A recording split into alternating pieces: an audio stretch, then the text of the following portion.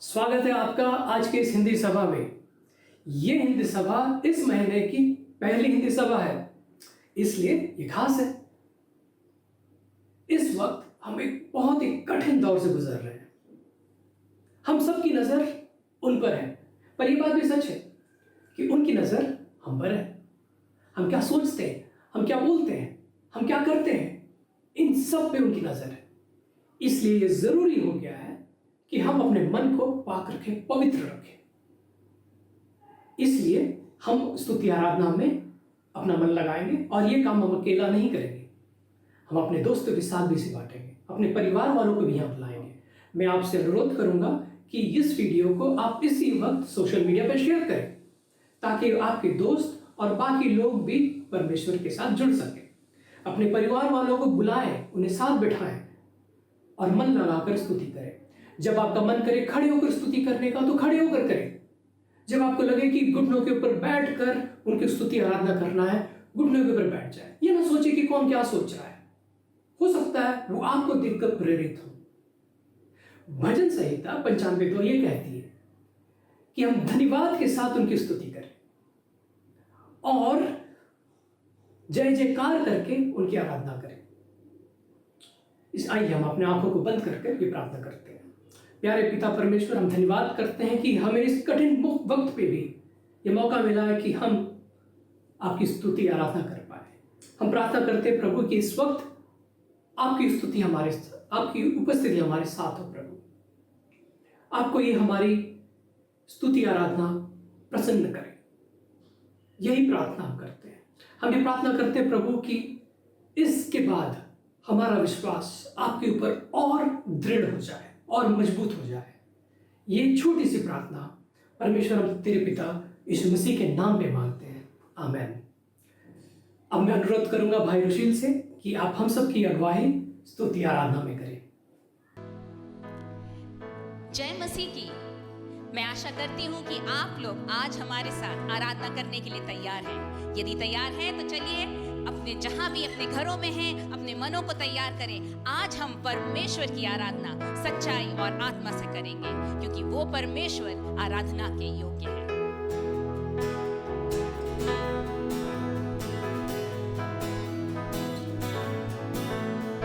आज का ये दिन यहोवा ने बनाया है, तो आओ मिलकर हम खुशियाँ मनाए। आओ आज का ये दिन यहोवा ने बनाया है, तो आओ मिलकर हम खुशियाँ मनाए। आओ तो आओ मिलकर हम सब नाचे। तो आओ मिलकर हम सब गाए। धन्यवाद हो, धन्यवाद हो, धन्यवाद हो तेरा। धन्यवाद हो, धन्यवाद हो, मैं हूँ तेरा। आज के दिन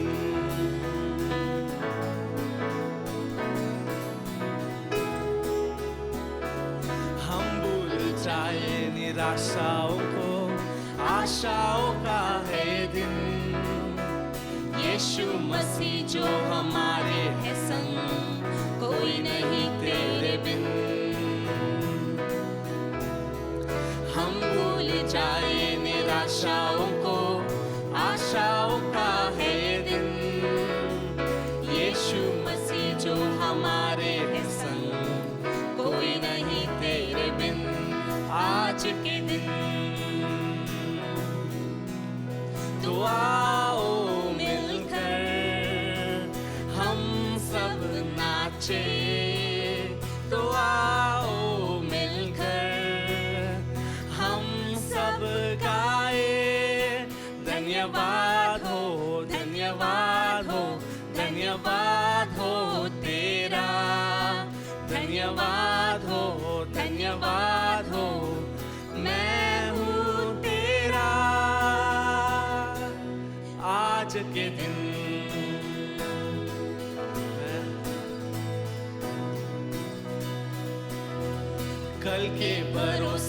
ना रहना हमें, तूने दिया है नया दिन, विश्वास करके है पढ़ना हमें, कोई नहीं तेरे बिन।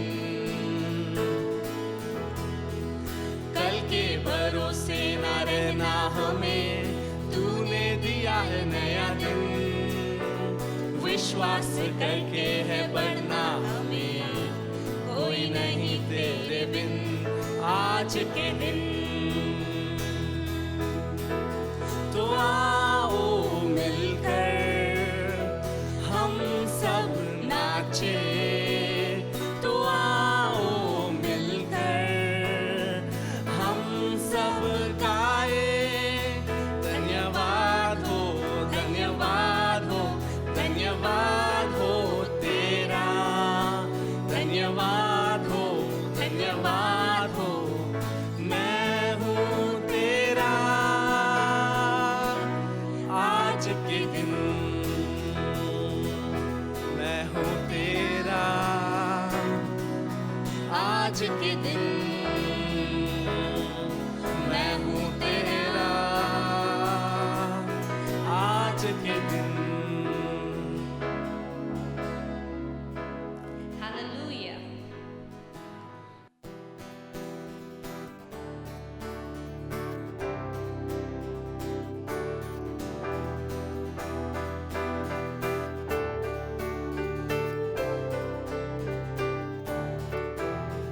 सेनाओं का यहोवा हमारे संग संग है, याकूब का परमेश्वर हमारा ऊंचा गढ़ है।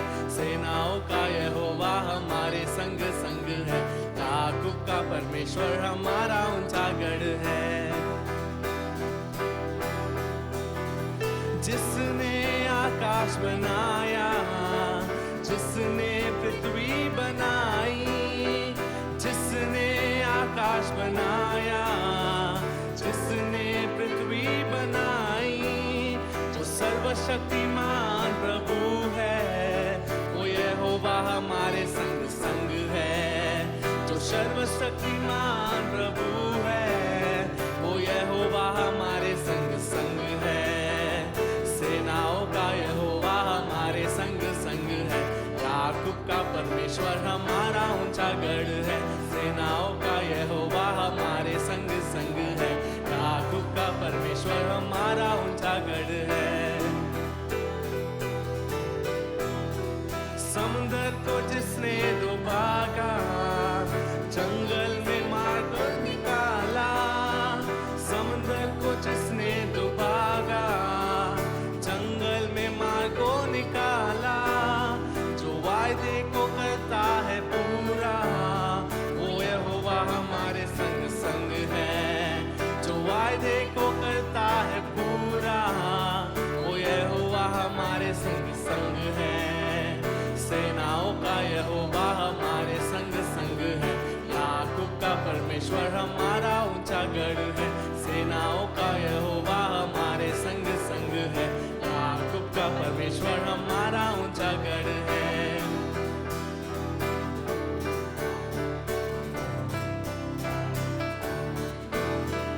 लाजर को जिसने जिलाया, जक्कई को जिसने बचाया, लाजर को जिसने जिलाया, जक्कई को जिसने बचाया, जिसके लिए सब कुछ संभव, वो यहोवा हमारे संग संग है। जिसके लिए सब कुछ संभव, वो यहोवा हमारे संग संग है।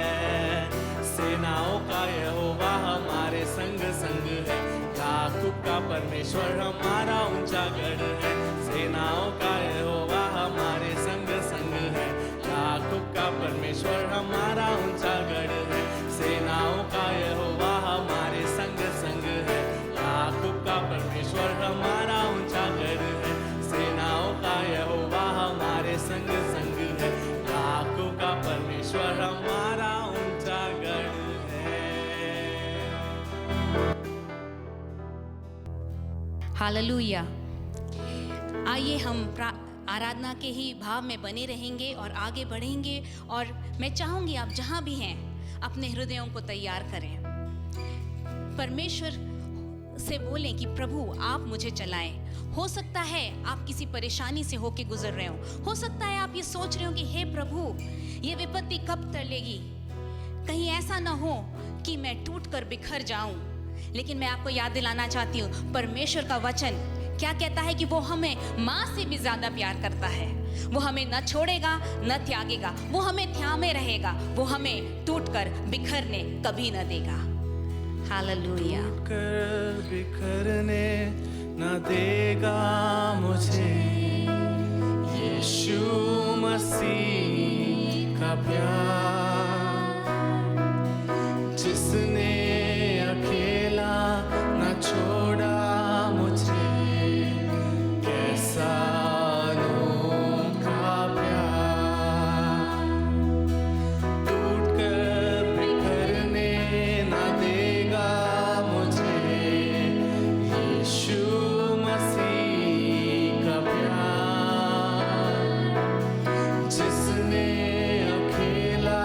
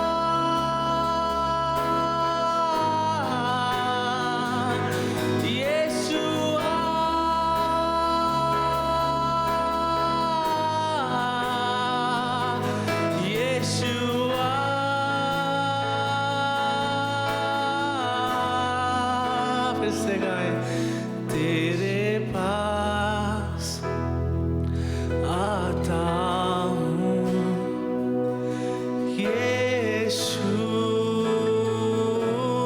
तेरे पास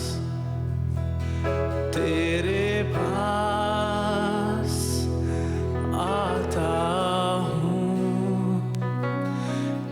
यीशु, तेरे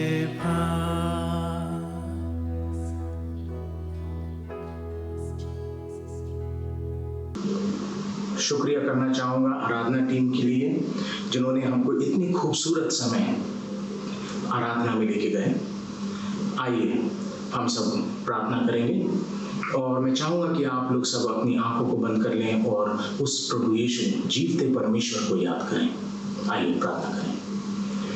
परमेश्वर प्रभु यीशु तेरे सामने आते हैं और जिस प्रकार से ये गीत कहता है परमेश्वर यीशु आ, यीशु आ।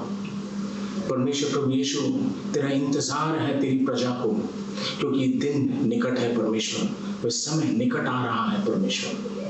होने दे परमेश्वर की तेरी असीम कृपा हम सबों पर बनी रहे प्रभु। तू खुदा है और तू हम लोगों को जानता है खुदा। तू हमारे भीतर में चलने वाली चीजों को जानता है परमेश्वर। तूने हमको रचा है परमेश्वर। और परमेश्वर ये समय परमेश्वर हम उन सारी तकलीफों को और सारे लोगों को याद करते हैं परमेश्वर जिन्हें तेरी ज्यादा जरूरत है परमेश्वर। हमारे कलीसिया को याद करते हैं परमेश्वर। हमारे ऑनलाइन व्यूअर्स जो पहली बार हमको देख रहे हैं परमेश्वर, हम उनको याद करते हैं परमेश्वर और उनकी सारी दुख तकलीफों को तेरे सामने लाते हैं खुदा। होने दे परमेश्वर की तेरी इच्छा उनकी जिंदगी में पूरी हो परमेश्वर। और परमेश्वर जिस रीति से परमेश्वर तू तेरे कोड़े खाने से और तेरे लहू बहने से परमेश्वर हमको चंगाई मिली है परमेश्वर। होने दे परमेश्वर जो लोग इस समय रोग से ग्रस्त हैं परमेश्वर, जो लोग कोरोना वायरस से पीड़ित हैं परमेश्वर, उन सबों को तेरी चंगाई प्राप्त हो परमेश्वर। खुदा यीशु तेरे सामने लाते हैं परमेश्वर इन सभी लोगों को, हमारे देश को परमेश्वर, इस विश्व को परमेश्वर जो आज लॉकडाउन की परिस्थिति में है परमेश्वर, एक भय में जी रहा है परमेश्वर। होने दे खुदा परमेश्वर प्रभु यीशु कि तू इस महामारी से, इस भयंकर महामारी से खुदा हम सबों को, सारे विश्व को एक अच्छे रूप से निकालना परमेश्वर, एक निजात दिला दे खुदा। खुदा हम अपने पासवानों के लिए प्रार्थना करते हैं, हम अपने कलीसिया लोगों के लिए प्रार्थना करते हैं, हम अपने घर और घराने के लिए प्रार्थना करते हैं कि परमेश्वर तू एक सुरक्षा कवच बन के रहे। ये समय परमेश्वर होने दे कि तू तेरी एक सुरक्षा कवच हमारे ऊपर बनी रहे परमेश्वर। और जिस प्रकार से परमेश्वर तेरा वचन कहता है भजन संहिता 91 में, तू ना रात के भय से डरेगा और ना उस तीर से जो दिन को उड़ता है, ना उस मारी से जो अंधेरे में फैलती है, और ना उस महारोग से जो दिन दोपहरी में उजाड़ता है। तेरे निकट 1000 और तेरे दाहिने ओर 10,000 गिरेंगे, परंतु वह तेरे पास ना आएगी। खुदा तेरा वचन सांत्वना देता है और इस सांत्वना के साथ परमेश्वर हम सारी इच्छाओं को तेरे सामने लाते हैं। होने दे परमेश्वर की तेरी इच्छा इन सबों की जिंदगी में पूरी हो, ये मांगते हैं अपने प्रभु यीशु ख्रिस्त के द्वारा, आमीन। धन्यवाद भाई अनिल। ये समय है कि हम आप सभी का स्वागत करेंगे। अगर आप में से कोई आज पहली बार जुड़े हैं तो हम आपका तहे दिल से स्वागत करना चाहते हैं। हम आपको बताना चाहते हैं कि हम आपसे, अगर आप हमसे संपर्क करना चाहते हैं तो आप हमको ईमेल भेज सकते हैं और हमारा ईमेल आईडी है iamnew@newlifeag.in। इस समय कुछ सूचनाएं आपके साथ बांटना चाहूँगी। आप लोगों को याद दिलाना चाहूँगी कि हमारे डेली डिवोशंस हर सुबह हमारे हर प्लेटफॉर्म पे आते हैं। आशा करते हैं आप उसको सुनते हैं और हम चाहेंगे कि आप अपने मित्रों से भी इसको शेयर करें। दूसरी बात, हमारे वेबसाइट पर हमारी वीकली बुलेटिन जो कि साप्ताहिक बुलेटिन है वो भी रहती है, और इसके अलावा सारी सूचनाएं भी उधर होती हैं। तो ज़रूर वेबसाइट पे जाएं और बुलेटिन को पढ़ें और सूचनाओं को जान सकते हैं। मैं आशा करती हूँ कि आपको याद है आज हमारा प्रभु भोज की सभा है, जैसे हमने पिछले हफ्ते याद दिलाया था। आशा करते हैं कि आप रोटी और जूस के साथ तैयार हैं। कुछ देर में हम प्रभु भोज में भी जाएंगे। बहुत ही आनंद के साथ हम बच्चों को याद दिलाना चाहेंगे कि अब हमारे संडे स्कूल ऑनलाइन अवेलेबल है। तो माता पिता कृपया करके हमारे वेबसाइट में जब आप जाएंगे तो एक किड्स कॉर्नर दिखेगा। जब आप इसको क्लिक करेंगे तो वहाँ पे 3 कैटेगरीज में संडे स्कूल है। सबसे पहले बिगिनर्स और केजी जो कि 2 वर्ष से 5 वर्ष की आयु के बच्चों के लिए है। प्राइमरी एंड मिडलर्स 6 से 10 साल के बच्चों के लिए है, और जूनियर्स की क्लास जो 11 और 12 साल के बच्चों के लिए है। आइए इस वक्त हम एक प्रोमो देखेंगे।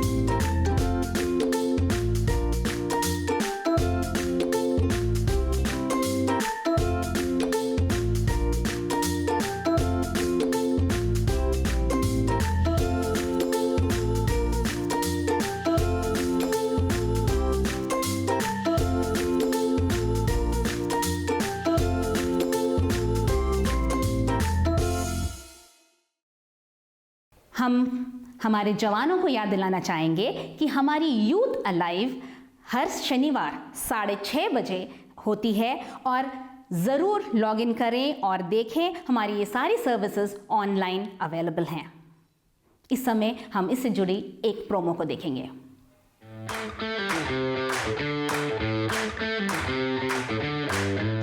We are all at home, but we don't miss out on powerful and interactive news services. And that's because Youth Alive is online. We worship together, we learn from the Word, and we also have a lot of fun right here from our homes.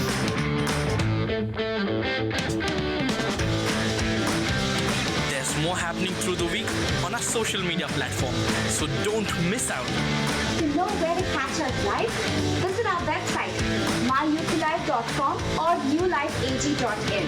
See you at Youth Alive. See you at Youth Alive. See you at Youth Alive! See you at Youth Alive.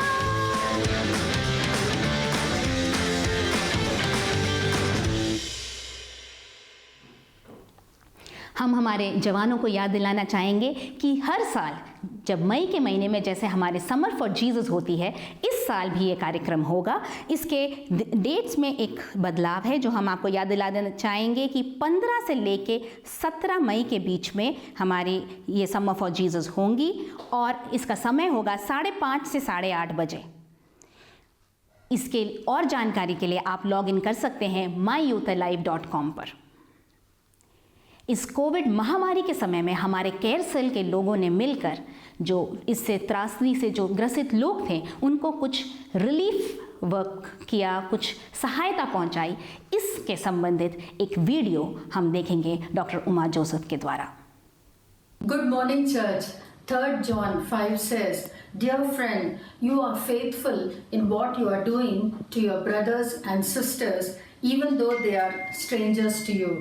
This is exactly what our church family has been doing through this week, to helping those who are affected by COVID-19 and the lockdown in different parts of the city.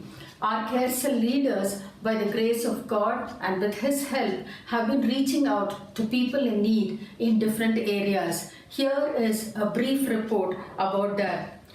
The money and provisions were distributed to 30 needy pastors in Jammikunta, Karimnagar and other places.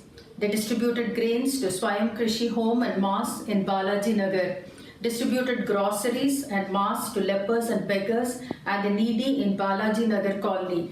100 kgs of rice and 20 kgs of dal were distributed to pastor's family and an orphanage in Yapral. They raised 48,000 in 2 days and distributed provisions to daily wages and also to 29 families in the slums at Hapsiguda and Ramantapur.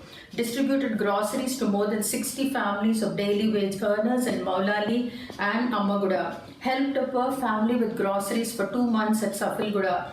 At Dharmasagar village at Warangal, 15,000 was spent to help the pastors in need. 100 kgs of rice, 10 kgs of dal and oil to a children's home at Alwal. Food packets were distributed to 30 people in Vijayawada. 3 lakhs was raised to help families, more than 300 families at Parvatipuram, Jammikunta and at different places in Telangana. Distributed food to 250 people in the slums at Old Alwal and groceries in the slums of Kutbulapur and Lalapet. Also distributed groceries at Attagutta to the underprivileged people. 5 families were supported with needed groceries at VN Reddy Nagar near Saket. 4 families were supported at Srikakulam. Dal and rice was distributed to poor families in the slums near Chakripuram. The needs of the poor people in Malkajgiri was met by distributing family package of groceries like rice, dal, sugar and oil for 50 families. Also groceries were supplied to 2 families at Tukaram Gate and also at Trimalgiri area. Financial assistance was provided to orphanages, homeless workers, migrant workers from Chhattisgarh and also the traffic policemen in and around Medipatnam. Vegetables and eggs were distributed at Pallavaram tribal village to more than 200 daily wage workers. Our church members have also helped those who are in need in Domalguda, in Banjara Hills as well as in Kukatpalli. Jesus said, "Whatever you do to the least of these my brethren, you do it unto me." We welcome you to partner with us and join us as we continue to do this work this week. Thank you. अगला सप्ताह mother's day है। मैं आप सभी माताओं को प्रोत्साहित करती हूँ कि तैयारी के साथ परमेश्वर को वचन के सुनने के लिए और तैयारी के साथ अगले सप्ताह हमारे साथ जुड़े, आप आशीषित होंगे। ये समय है हम अपने भेंट और दशवांश को परमेश्वर को अर्पित करेंगे। जैसे आप देख सकते हैं आपके स्क्रीन पर QR कोड आएगा। आप जब अपने दशवांश या भेंट को भेजें, इसके एक ट्रांजैक्शन डिटेल्स हमको या तो व्हाट्सएप या ईमेल के द्वारा भेज सकते हैं। ईमेल करें accounts@newlifeag.in पर या फिर व्हाट्सएप कर सकते हैं हमें 8463918977 पर। साथ ही साथ हम बताना चाहेंगे कि हम एक कोविड रिलीफ फंड भी शुरू कर रहे हैं। यदि आप कोविड से जो ग्रसित लोग हैं उनको कुछ सहायता देना चाहते हैं तो आप वो अपने भेंट को भी भेज सकते हैं, लेकिन आप अपने ट्रांजैक्शन डिटेल्स में ज़रूर इस बात को लिखें कि ये जो राशि आपने भेजी है वो कोविड रिलीफ के लिए है। आइए इस समय हम गिविंग पर एक वीडियो देखेंगे और अपने भेंट के समय में जाएंगे।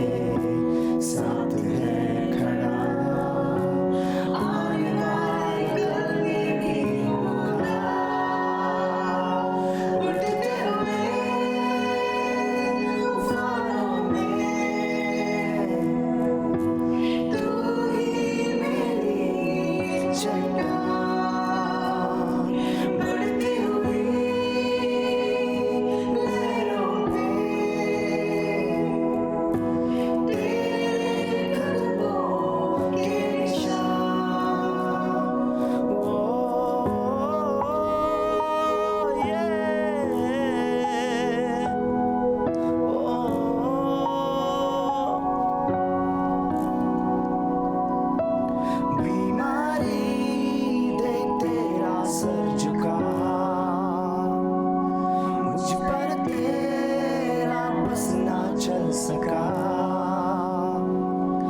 ऐसा कोई शस्त्र ना बना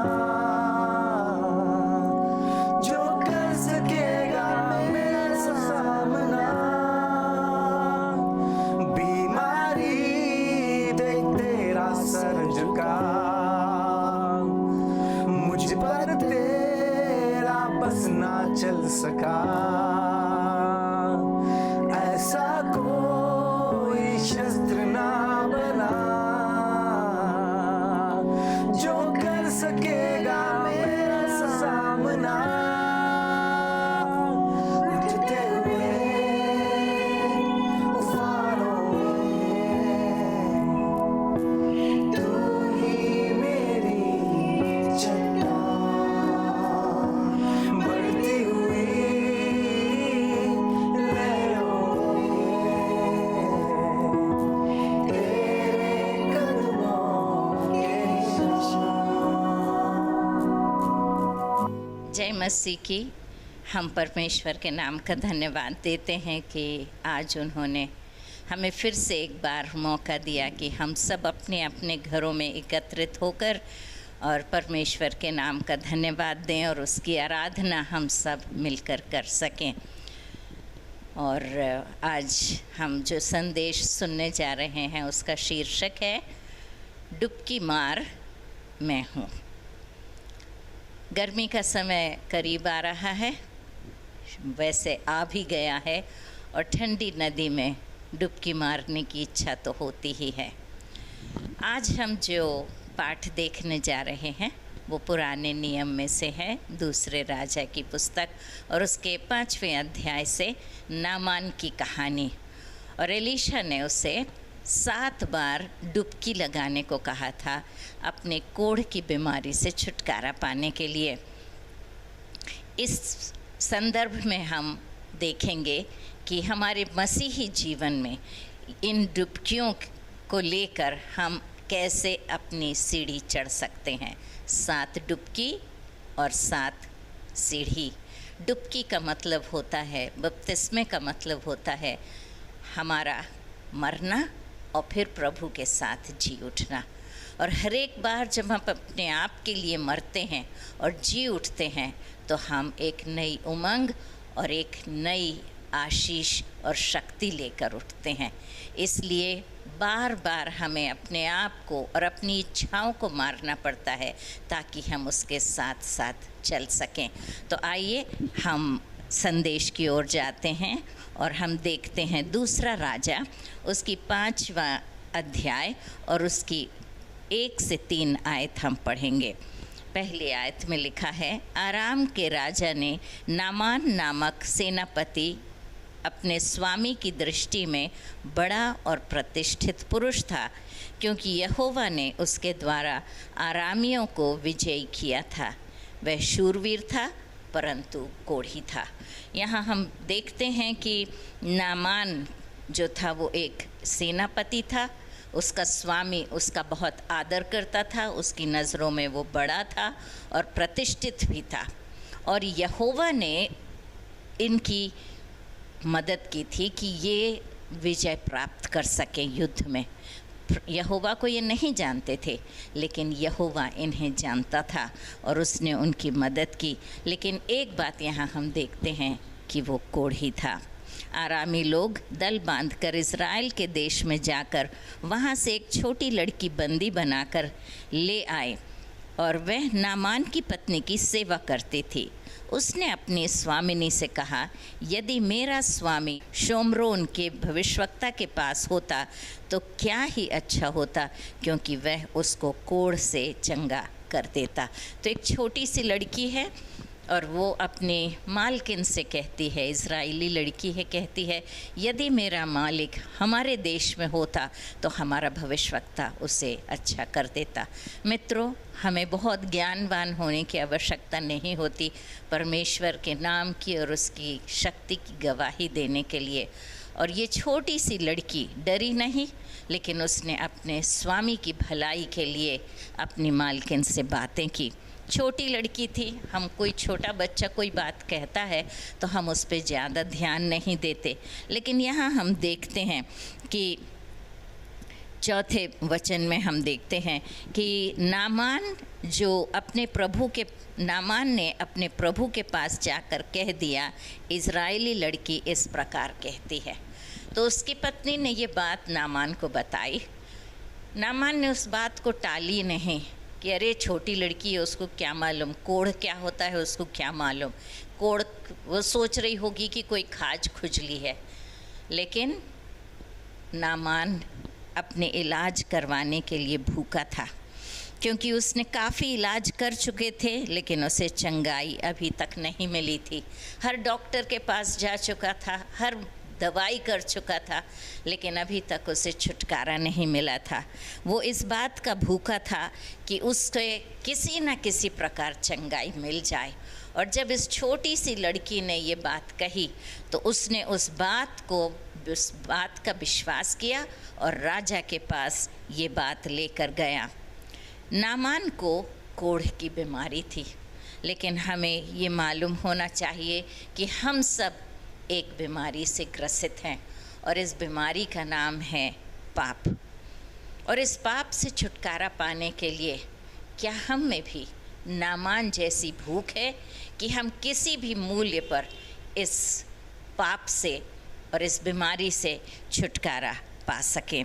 यदि हम देखते हैं परमेश्वर के वचन में, यूहन्ना रचित सुसमाचार और उसके 35वें वचन में ऐसा लिखा है, यीशु ने उनसे कहा, जीवन की रोटी मैं हूँ, जो मेरे पास आएगा वह कभी भूखा ना होगा और जो मुझ पर विश्वास करेगा वह कभी प्यासा ना होगा। प्रभु कहता है जीवन की रोटी मैं हूँ, और जो भूखा है वो इस रोटी को खाने के लिए उसके पास आ जाए। ये रोटी क्या है? व्यवस्था विवरण 8 और 3 में लिखा है, मनुष्य केवल रोटी ही से जीवित नहीं रहता, परंतु जो जो वचन यहोवा के मुंह से निकलता है उनसे जीवित रहता है। फिर हम यूहन्ना 1 अध्याय और 1 आयत में देखते हैं, आदि में वचन था, वचन परमेश्वर के साथ था और वचन परमेश्वर था। जब हम ये वचन देखते हैं तो उसके आगे हम और एक 40वीं आयत तक जाकर देखेंगे, जिसमें लिखा है, क्योंकि मेरे पिता की इच्छा यह है कि जो कोई पुत्र को देखे और उस पर विश्वास करे वह अनंत जीवन पाएगा और मैं उसे अंतिम दिन फिर जिला उठाऊंगा। तो सबसे पहला कदम या सबसे पहली डुबकी हम देखते हैं कि प्रभु यीशु मसीह के पास आना भूखे प्यासे होके, जैसे मत्ती में लिखा है 5 और 6 में, धन्य है जो धर्म के भूखे और प्यासे हैं क्योंकि वे तृप्त किए जाएंगे। तो हम जैसा देखते हैं 40वें वचन में कि पिता की इच्छा है कि जो कोई पुत्र को देखे और उस पर विश्वास करे। पहला कदम है परमेश्वर के वचन को सुनना और परमेश्वर के वचन पर विश्वास करना। और जब हम परमेश्वर प्रभु यीशु मसीह पर विश्वास करते हैं, जैसा यूहन्ना 3:16 में लिखा है कि परमेश्वर ने जगत से ऐसा प्रेम किया कि उसने अपना एकलौता पुत्र दे दिया ताकि जो कोई उस पर विश्वास करे वो नाश ना हो परंतु अनंत जीवन पाए।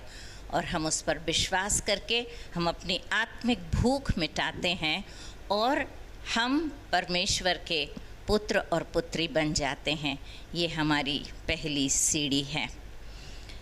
हम आगे बढ़ते हुए देखते हैं कि नामान इस असमंजस में था कि जिस देश से वह लड़ाई करके बंधुओं को लाया था वहाँ वह प्रवेश कैसे कर सकता है। उसके चारों ओर जैसे अंधकार छा गया।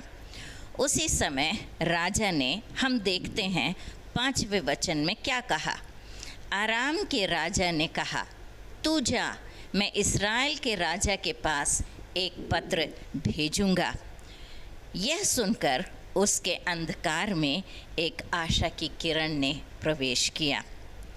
हमारे आत्मिक जीवन में प्रभु यीशु मसीह को हम उद्धारकर्ता के रूप में स्वीकार करते हैं। इसके बाद हम देखते हैं कि यूहन्ना उसका 8वां पर्व, और हम उसकी 12वीं आयत में जब हम पढ़ते हैं उसमें लिखा है, तब यीशु ने फिर लोगों से कहा, जगत की ज्योति मैं हूँ, जो मेरे पीछे हो लेगा वह अंधकार में ना चलेगा परंतु जीवन की ज्योति पाएगा।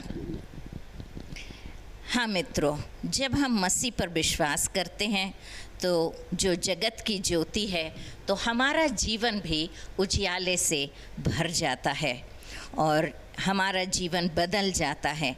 अंधकार के काम जो आज तक हम करते आए थे, एकाएक हमें उसमें कोई दिलचस्पी नहीं रह जाती। हम मत्ती 5 और 16 में पढ़ते हैं कि तुम्हारी रोशनी लोगों के बीच में ऐसी चमके ताकि वो तुम्हारे भले काम देखकर परमेश्वर तुम्हारे पिता की महिमा करें। अब हमारा जीवन भले कामों से भर जाता है। उद्धार पाने के लिए हमें भले काम करने की ज़रूरत नहीं पड़ती, लेकिन उद्धार पाने के बाद हमारे अंदर भले काम करने की इच्छा उत्पन्न होती है और हमारे द्वारा परमेश्वर के नाम की महिमा और बड़ाई होने लगती है। ये हमारी दूसरी सीढ़ी मसीही जीवन की है और नामान की दूसरी डुबकी। आगे हम 6वें वचन को पढ़ते हैं। और वह इज़राइल के राजा के पास वह पत्र ले गया जिसमें लिखा था, जब यह पत्र तुझे मिले तब जानना कि मैंने नामान नामक अपने एक कर्मचारी को तेरे पास इसलिए भेजा है कि तू उसका कोढ़ दूर कर दे। यहाँ एक समस्या नामान के सामने थी। आरामी देश में कोढ़ी को समाज में रहने के लिए कोई निषेध नहीं था, परंतु इज़राइल देश में कोढ़ी को शहर के बाहर ही रहना पड़ता था। उसे अंदर आने की इजाज़त नहीं थी, शहर के अंदर आने की इजाज़त नहीं थी। और ये हम पढ़ते हैं लेव्य अवस्था और उसका 13वां अध्याय और उसके 45-46 वचन में, जिसमें यह व्याधि हो, उस कोढ़ी के वस्त्र फटे और सिर के बाल बिखरे रहें और वह अपनी ऊपर वाले ओंठ को ढांपे हुए अशुद्ध अशुद्ध पुकारा करे।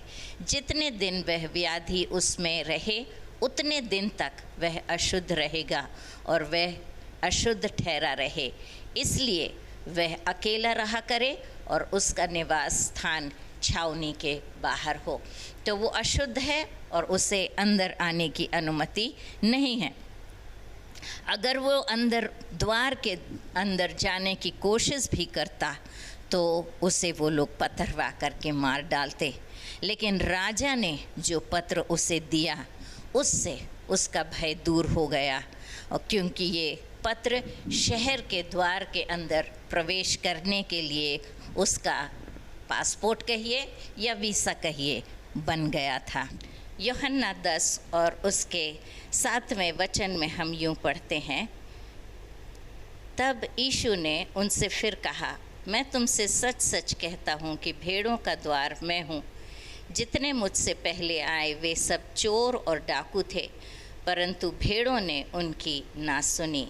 द्वार मैं हूँ, यदि कोई मेरे द्वारा भीतर प्रवेश करे तो उद्धार पाएगा और भीतर बाहर आया जाया करेगा और चारा पाएगा। युद्ध के समय में दरवाजे या द्वार को, शहर के द्वार को बंद कर दिया जाता है, लेकिन यहाँ प्रभु हमसे और इंसान अपनी मर्जी से अंदर बाहर नहीं जा सकते। जैसे अभी लॉकडाउन में हम सब अंदर बंद हैं, लेकिन शांति के समय द्वार खोल दिए जाते हैं और लोगों को स्वेच्छा रहती है कि वो स्वतंत्रता से अंदर बाहर हो सकें। उजियाला पाने के बाद प्रभु हमारे जीवन में शांति लाते हैं और हमें स्वतंत्र कर देते हैं।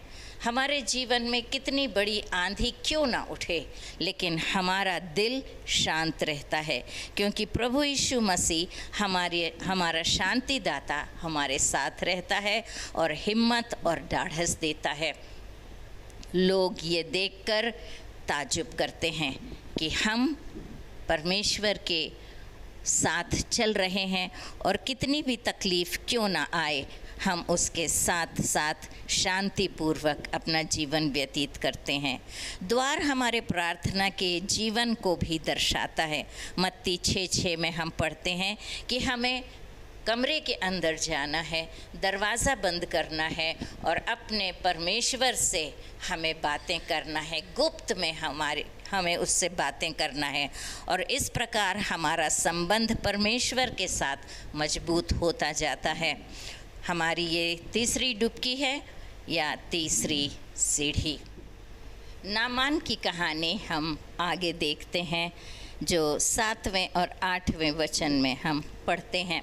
यह पत्र पढ़ने पर इज़राइल के राजा ने अपने वस्त्र फाड़े और बोला, क्या मैं मारने वाला और जलाने वाला परमेश्वर हूँ कि उस पुरुष ने मेरे पास किसी को इसलिए भेजा कि मैं उसका कोढ़ दूर करूं? सोच विचार तो करो, वह मुझसे झगड़े का कारण ढूंढता है। तो यहाँ हम इज़राइल के राजा के बारे में देखते हैं। पत्र लेकर राजा के पास नामान पहुँचता है, क्योंकि राजा इज़राइल का रखवाला या चरवाहा है। लेकिन उसकी प्रतिक्रिया हम देखते हैं कि वो घबरा जाता है, क्रोध से भर जाता है और वह एक अन्य जाति इंसान जो उसके पास परमेश्वर को खोजते हुए आता है, उसकी कोई मदद करने की बात नहीं सोचता, वरन गुस्सा हो जाता है। लेकिन हम अगले ही वचन में देखते हैं कि भविष्यवक्ता ने जब ये सुना कि राजा ने अपने कपड़े फाड़े हैं, तो 8वें वचन में वो कहता है कि तू इज़राइल के राजा ने अपने वस्त्र फाड़े। यह जब उसने परमेश्वर के भक्त एलीशा ने सुना, तब राजा को कहला भेजा, तू क्यों अपने वस्त्र फाड़ता है? अब मेरे पास उसे भेज कि वह जान ले कि इज़राइल में भी परमेश्वर और भविष्यवक्ता हैं। तो यहाँ पर हम देखते हैं चरवाहा। इज़राइल का राजा चरवाहा था, लेकिन वो जो चरवाहा था वो अच्छा चरवाहा नहीं था। उसे अपने भेड़ों की और अन्य भेड़ों की फिक्र नहीं थी। लेकिन यहाँ हम देखते हैं यूहन्ना 10 और 11 में, अच्छा चरवाहा मैं हूँ। अच्छा चरवाहा भेड़ों के लिए अपने प्राण देता है। मजदूर जो ना चरवाहा है और ना भेड़ों का मालिक है, भेड़ियों को आते देख भेड़ों को छोड़कर भाग जाता है और भेड़ियाँ उन्हें पकड़कर तितर-बितर कर देती हैं।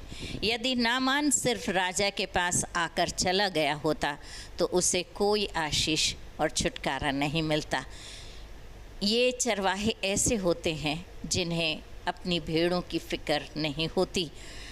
लेकिन प्रभु यीशु मसीह कहते हैं कि मैं अच्छा चरवाहा हूँ और यीशु हमारा अच्छा चरवाहा है, वो हमारी देख रेख करता है।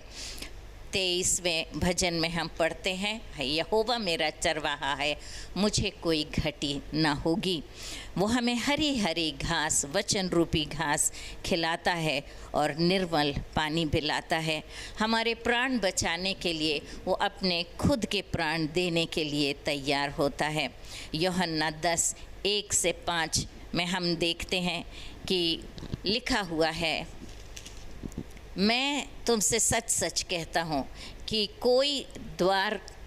जो कोई द्वार से भेड़शाला में प्रवेश नहीं करता परंतु और किसी ओर से चढ़ जाता है, वह चोर और डाकू है। परंतु जो द्वार के भीतर प्रवेश करता है वह भेड़ का चरवाहा है। यहाँ पर गांव में सारे चरवाहे लोग भेड़शाला में अपनी अपनी भेड़ों को लाकर रात के लिए छोड़ जाते हैं और द्वारपाल उनकी रक्षा करता है। सुबह एक एक चरवाहा जाकर अपनी भेड़ों के लिए जाता है उन्हें जमा करने, और द्वारपाल उनके लिए दरवाज़ा खोलता है। और जब वो अंदर जाकर नाम लेकर अपनी भेड़ों को बुलाते हैं और जब भेड़ें अपने चरवाहे की आवाज़ सुनती हैं तो उसके पास भागी चली आती हैं। वो आगे आगे चलता है और भेड़ें उसके पीछे पीछे चलने लगती हैं। इस प्रकार आत्मिक जीवन में हम भी प्रभु यीशु मसीह के पीछे पीछे चलते हुए आगे बढ़ते चले जाते हैं। और जब हम उसकी संगति करते हैं तो उसके साथ हमारी आत्मीयता और घनिष्ठता बढ़ती चली जाती है। ये चौथी डुबकी है और चौथी हमारी आत्मिक सीढ़ी।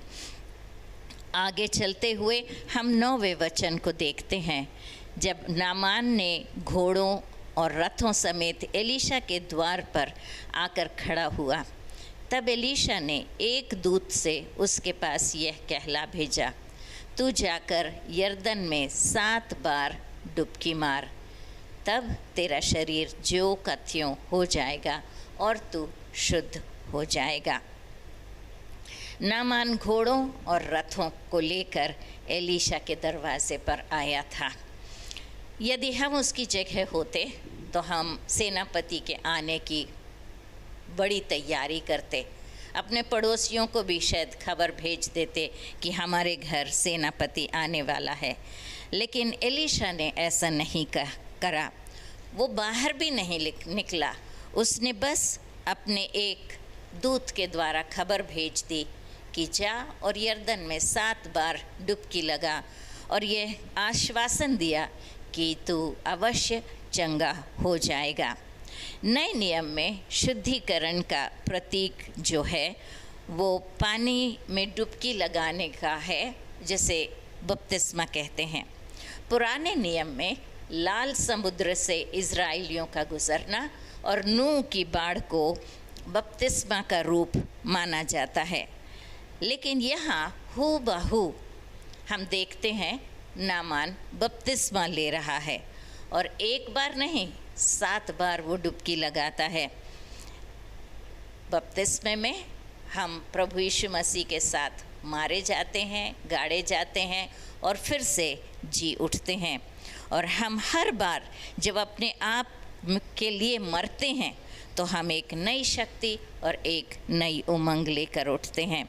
यूहन्ना 11 और 21वें वचन में हम इस प्रकार पढ़ते हैं, लिखा है, यीशु ने उससे कहा, पुनरुत्थान और जीवन मैं ही हूँ, और जो कोई मुझ पर विश्वास करता है यदि मर भी जाए तो भी जिएगा। ये वर्णन उस समय का है जब प्रभु ने लाजर जब मर गया था और प्रभु उन लोगों से मिलने जाता है। मार्था आके उससे कहती है, प्रभु यदि तू यहाँ होता तो मेरा भाई नहीं मरता। इस पर प्रभु यीशु मसीह उससे कहता है, मत डर, वो जी उठेगा। और वो कहती है, हाँ मुझे मालूम है पुनरुत्थान के दिन वो जी उठेगा। इस पर प्रभु का जवाब होता है, पुनरुत्थान और जीवन मैं हूँ। पुनरुत्थान और जीवन प्रभु यीशु मसीह हैं। हमारे जीवन में लाजर के समान कई मृत परिस्थितियां हैं और हम हार चुके हैं, और हम सोचते हैं कि क्या कभी इसमें जान डल सकती है, क्या हमारा कुछ हो सकता है। लेकिन प्रभु को यदि हम अपना चरवाहा मानकर उसके पीछे पीछे चलते हैं तो पुनरुत्थान की शक्ति वो हमें प्रदान करता है, क्योंकि वह मृतकों में से जी उठा और मृत्यु को हराकर उसने विजय प्राप्त की है। उस शक्ति को वो हमें देता है और हमारा जीवन पुनरुत्थान की शक्ति से विजयी जीवन बन जाता है। यह 5वीं डुबकी है, या 5वीं सीढ़ी पर हम चढ़ गए हैं। 11वीं आयत में हम देखते हैं, परंतु नामान क्रोधित होकर यह कहता हुआ चला गया, मैंने तो सोचा था कि अवश्य वह मेरे पास बाहर आएगा और खड़ा होकर अपने परमेश्वर यहोवा से प्रार्थना करके कोढ़ के स्थान पर अपना हाथ फेर कर कोढ़ को दूर करेगा। 11वीं आयत में हम देखते हैं, परंतु नामान क्रोधित होकर यह कहता हुआ चला गया, मैंने तो सोचा था कि अवश्य वह मेरे पास बाहर आएगा और खड़ा होकर अपने परमेश्वर यहोवा से प्रार्थना करके कोढ़ के स्थान पर अपना हाथ फेर कर कोढ़ को दूर करेगा। उसने सोचा था कि वैसा जो कुछ सोच रहा है वो वैसा उसने कुछ भी नहीं होते देखा। जो मार्ग उसने देखा था कि भविष्यवक्ता अपनाएगा, जैसे उससे मिलने के लिए बाहर आएगा, अपने सच्चे परमेश्वर से प्रार्थना करेगा और उसे नया जीवन और छुटकारा चंगाई देने के लिए अपना हाथ उस पर फेरेगा। लेकिन जब ऐसा कुछ नहीं हुआ तो वो गुस्से से भर गया और वो वापस जाने के लिए मुड़ा। यूहन्ना 14 और उसके 6वें वचन में हम इस प्रकार पढ़ते हैं, यीशु ने उससे कहा, मार्ग और सच्चाई और जीवन मैं हूँ। मार्ग, सत्य और जीवन प्रभु यीशु मसीह हैं। हमारे सोच विचार या मार्ग और परमेश्वर के सोच विचार और उसके मार्ग में जमीन आसमान का फ़र्क है। संसार में बहुतेरे आए जिन्होंने परमेश्वर तक जाने का ज्ञान देने का दावा किया। यदि कोई हमें मार्ग का ज्ञान देता है तो हम कोई भी एक गलत मोड़ ले लेते हैं तो बाकी सारा रास्ता गलत हो जाता है। हम अपनी मंजिल तक नहीं पहुंच पाते हैं। कभी कभी जीपीएस भी हमें गलत रास्ते पर पहुंचा देता है और गलत जगह जाकर कहता है you have arrived at your destination, जब हम 1-2 किलोमीटर अपने डेस्टिनेशन से, मंजिल से दूर होते हैं। लेकिन यीशु ने यह नहीं कहा कि मैं तुम्हें मार्ग दिखाऊंगा, परंतु ये कहा कि मैं मार्ग हूँ। यदि हम इस मार्ग पर चलते रहेंगे तो निश्चित सही मंजिल पर हम पहुँच जाएंगे। उसने यह नहीं कहा मैं तुम्हें सत्य का ज्ञान दूंगा, जैसे बहुतों ने सत्य की कथा सुनाई, लेकिन उसने कहा मैं स्वयं सत्य हूँ। तो यदि हम उसके साथ चलते हैं तो सही मार्ग पर अपने आप को चलता हुआ पाते हैं और हमारी मंजिल का सही मार्ग वही है। जब वो हमारे जीवन में रहता है तो हमारा जीवन सत्य की बहुतायत से भर जाता है और असत्य हमसे दूर हो जाता है। यीशु जीवन है, मृत्युंजय है। हमें उसने अनंत जीवन दान दिया है और इस संसार के जीवन भी उसने हमारा शांतिपूर्ण और प्रेम से परिपूर्ण बनाया है। ये हमारी 6वीं डुबकी या 6वीं सीढ़ी है। आगे हम देखते हैं कि सेवकों ने नामान को समझाया कि तू लौट मत, लेकिन यदि कोई बड़ा काम भविष्यवक्ता तुझसे करने को कहता तो क्या तू नहीं करता। इसलिए इस छोटे से काम को सिर्फ डुबकी लगाने के लिए जब उसने कहा है तो तू क्यों नहीं करता। नामान यरदन नदी में जाकर डुबकी लगाने लगा। 1 बार, 2 बार, 3 बार, कुछ भी नहीं हुआ। रत्ती भर भी फर्क नज़र नहीं आया। उसे फिर गुस्सा आया और बाहर निकलने की कोशिश करने लगा। सेवकों ने उससे कहा सब्र करके 7 डुबकी लगा ले हुजूर। और जब उन्होंने उसे पूरा करने का आग्रह किया तो वो आगे डुबकी लगाने चला गया। 4, 5, 6 अभी भी कोई फ़र्क नज़र नहीं आया। लेकिन जब वो 7वीं बार पानी में डूबकर अपने आप को बाहर उसने निकाला तो खुद वो और उसके सारे सेवक अचंभे से भर गए, क्योंकि लिखा है उसका शरीर छोटे लड़के का सा हो गया और वह शुद्ध हो गया। 7वीं बार जैसे उसका जीवन पूर्ण रीति से सफल हो गया। इस आश्चर्य कर्म का उसने दाम चुकाना चाहा, लेकिन भविष्यवक्ता ने उससे कोई दाम लेना नहीं उचित समझा और उससे इनकार कर दिया, क्योंकि बहुतायत का जीवन और उद्धार परमेश्वर का उचित दान है। अनंत जीवन वो हमें मुफ्त में ही देते हैं, क्योंकि ये इतना बहुमूल्य है कि हम इसका मूल्य कभी चुका ही नहीं सकते। नामान ने अपना जीवन पूर्ण रीति से परमेश्वर को समर्पण कर दिया और 17वीं आयत में हम इस प्रकार देखते हैं, वो कहता है मुझे 2 खच्चर मिट्टी मिले यहाँ से, क्योंकि आगे को तेरा दास यहोवा को छोड़ और किसी ईश्वर को होम बलि या मेल बलि नहीं चढ़ाएगा। उसके जीवन में परमेश्वर आ चुका था और वो परमेश्वर से एक हो गया था।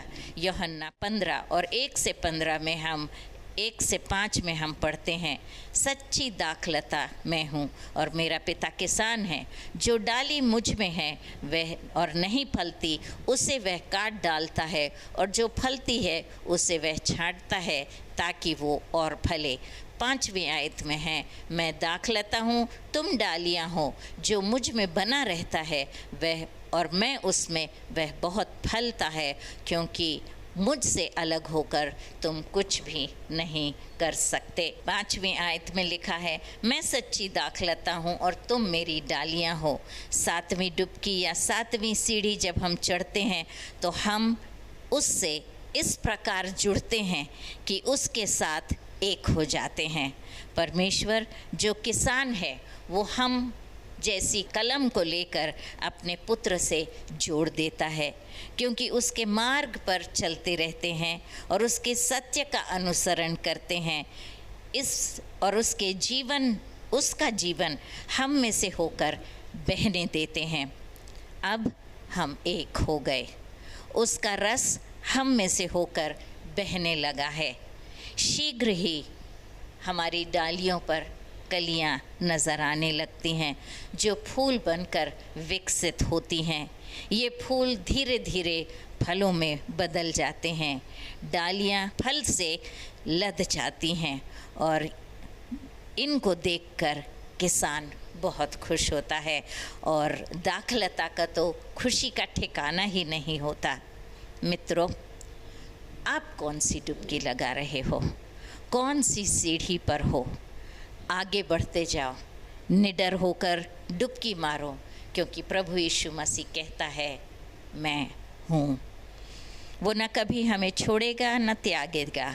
जगत के अंत तक वो हमारे संग रहेगा, और फिर अनंत जीवन के भागीदार हम होंगे, और हम उसके साथ ये जीवन भी व्यतीत करेंगे। क्या हम भी अपने साथियों को ये कह सकते हैं, मित्रों आगे बढ़ो, डरो मत, क्योंकि मैं हूँ। परमेश्वर अपने वचन पर आशीष दे। ये समय हम प्रभु भोज की सेवकाई की ओर जाएंगे। मैं आपसे अनुरोध करूंगा कि आप अपने घरों में परिवार के तौर पे जितने भी लोग हैं मेज के चारों ओर एकत्रित हो जाएं। प्रार्थना के भाव में ही बने रहें, अपने दिलों को तैयार कर लें। जिस प्रकार हमने पिछले सप्ताह आपको याद दिलाया था कि रोटी या ब्रेड के साथ और किसी जूस के साथ आप तैयारी के साथ आप बैठें।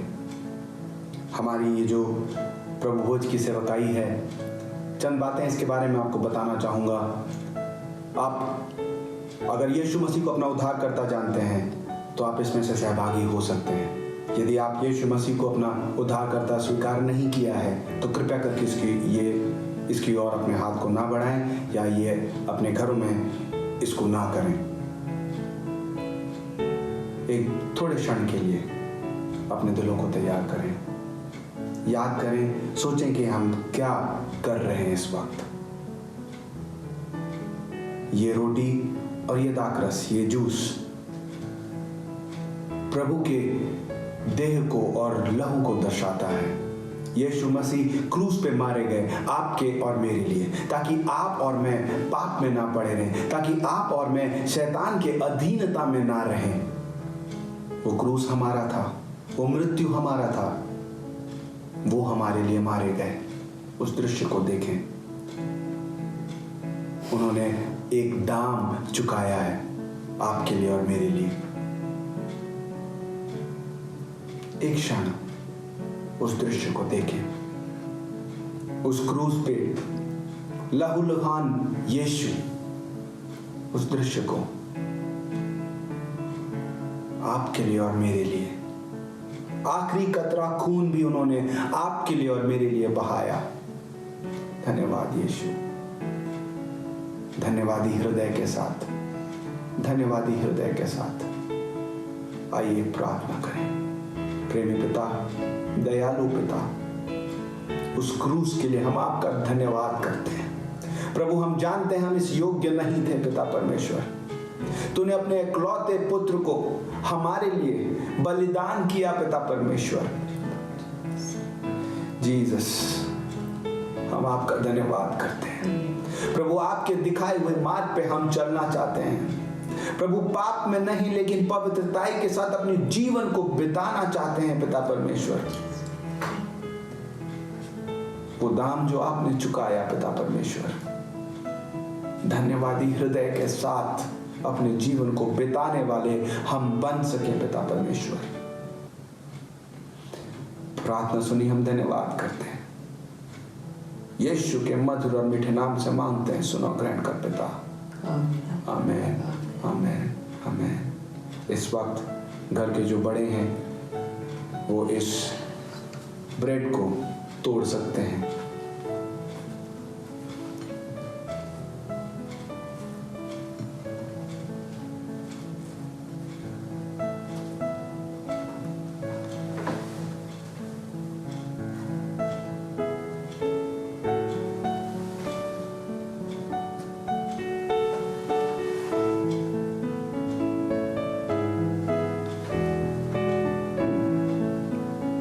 पहला कुरिन्थियों 11वां अध्याय उसका 23वां पद यूं कहता है, क्योंकि यह बात मुझे प्रभु से पहुंची और मैंने तुम्हें भी पहुंचा दी कि प्रभु यीशु ने जिस रात वो पकड़वाया गया रोटी ली और धन्यवाद करके उसे तोड़ी और कहा, यह मेरी देह है जो तुम्हारे लिए है।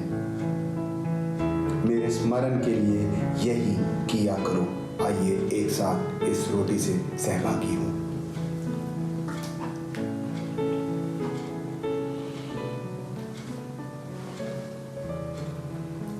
इसी रीति से उसने बियारी के पीछे कटोरा भी लिया और कहा, यह कटोरा मेरे लहू में नई वाचा है। जब कभी पियो तो मेरे स्मरण के लिए यही किया करो। आइए एक साथ इस दाखरस से सहभागी हों।